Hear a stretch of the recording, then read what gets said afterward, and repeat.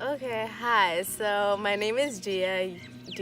I am from Bangladesh and I am 16 years old. What school do you go to, Dia? Could you Okay, explain your school life a little bit? Because you go to an international school, so it's a little bit different.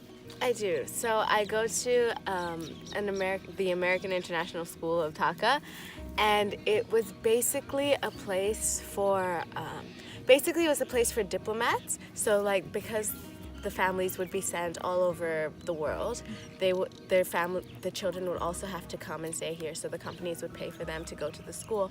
So my school really was like an international place. Like there were lots of foreigners, but there were also lots of Bangladeshis, and it was a mix of people. And I think it allowed for a lot of diversity, and it's what I've grown up with because I was there since second grade, and it really shaped me to be the person I am. I know you were talking about a little bit of political unrest in Bangladesh right now. Could you explain a little bit about that? Okay, so I'm not like right now since we're like here. I'm a little bit disconnected from like the rest of the world, my friends, my family, everything.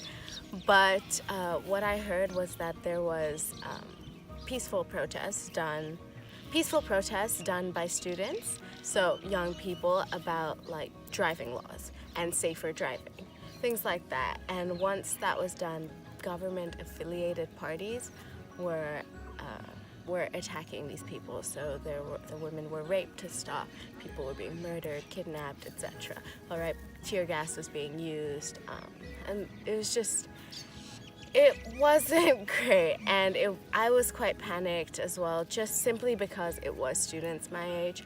The more I talked to my friends and the people close to me, I almost realized how disconnected we are. I mean, even though it's in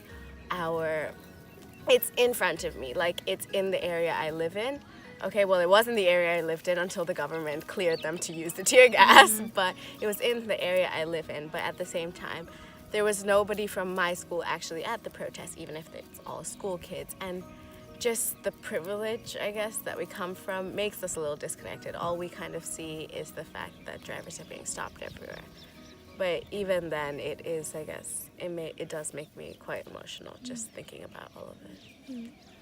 Can you talk about maybe like using your voice in a place where potentially speaking up can be a little bit dangerous? Okay, so again, I have to say, because I go to the school I do, I'm in a little bubble. They almost make you feel disconnected from literally the rest of the country. Like, I don't know anything else outside of that, so I have been able to find my voice. I've always been someone who's been able to speak up when I feel like there's something wrong. Recently, the school culture has changed a little bit, simply because there was recently a terrorist attack, and there was a lot of the foreigners, the diplomatic kids that I was talking about, actually ended up leaving the country. So there was like a new stream of a lot of other Bangladeshi kids, and that changed quite a bit, simply because when you're a Bangladeshi going to that school, you have to be really rich. When I say you have to be really rich, and if you come from that, sometimes when you have that much money, you end up being borderline entitled. Okay, and just if there's a stream of kids coming into that already at an age where they've kind of not found themselves, but like they know what they're like. All right, so it's not like 2-year-olds who are completely unaware of how much money they have. These people know. And when you have them coming in new to the school and not from early on, it changes the entire culture. And I really, really have been struggling with that. Because again, I'm in a bubble and I'm kind of stuck with this around me. How do you balance like your privilege, but also trying to balance solidarity with other people that might not be in the same status as you? It's actually a fantastic question, and it's one that I really do think about a lot. I mean, at times when I look at other people, I feel things. I feel, oh my God, I want to help. But at the same time, I feel as if I don't feel okay relating to them or talking to them, because I do come from such a place of privilege. And even at school, if I attempt to talk about it to my friends, it's like, what am I doing? I'm someone who has a lot of money. Why am I talking as if like, it's just, it really is hard, but you have to you have to put things into perspective. Again, to the people who don't have as much as I do, and I do my best to try and help. Like, I do go like every week. I go to like this little village nearby.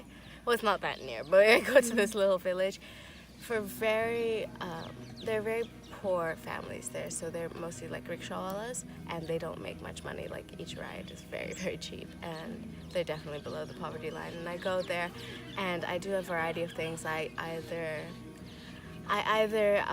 hand out food. I help them with like sanitation. Sometimes I help teach at the schools, and overall I just kind of build connections with them, and I play with them, and it's really nice to see like the smiles on their face, and like I feel like I'm doing a little something, you know? You mentioned to me in some of your stories that you were bi. Do you think that that's like socially acceptable in Bangladesh? God, no. It is very much not socially acceptable. I haven't like come out to my family or anything, but yeah, it's not socially acceptable at all. I do feel stares sometimes. There was like recently an incident where like a girl came in, and we weren't in a relationship, but she quite liked me, and it did get a bit flirty. It was really obvious, okay? And that just made me so incredibly uncomfortable. And I remember like hearing whispers around me. I feel like the people that are in my school, they're in a place where at home and everything, all they've known is, okay, you don't accept these types of people. This is like out of the norm. But when they come to our school, it's kind of acceptable, but they're trying to balance the two, and it just becomes really awkward and just, ugh. Yeah. How do you try and balance mental health going to a really high-stress school? That's a good question. I have to give credit to my friends, honestly, because, well, we had an incident when I went on like a school trip, and I went with a few of my closest friends, and it was a very highly stressful situation.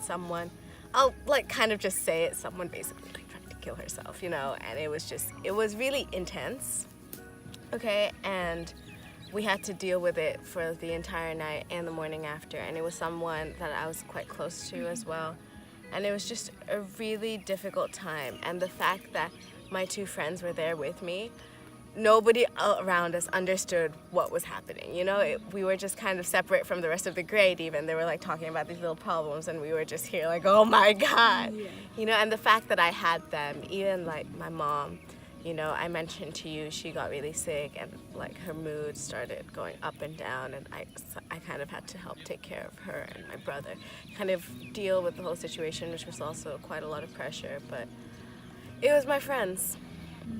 That's really it. I mean, I wish I could give you like mental health strategies, you know, like sit down, do yoga and things like that. But it's not that for me. I find, like me as a person, I do find a lot of happiness from people around me. So like a lot of people say, take care of yourself, you know?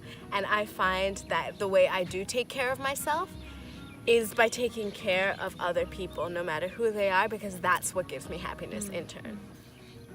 Girl, I came to this trip, and it was probably one of the first times I've actually seen the struggle that people of color do face.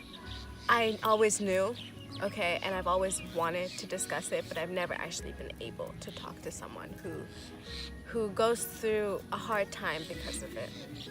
And my advice, gosh, just keep doing you. You're so freaking strong, and I can't imagine having to feel alone at any time like that. The fact that Tyler, okay, is making this blog, I remember like it was like one of the first things she said to me, and I admired her so much for it, and I hope that more people do things like that, because all of you are really strong. You know, everyone has their own story. You can't even put like people of color into like one box, one story. So I guess, yeah. Thank you, Diyaa. You've been amazing. Oh, thank you.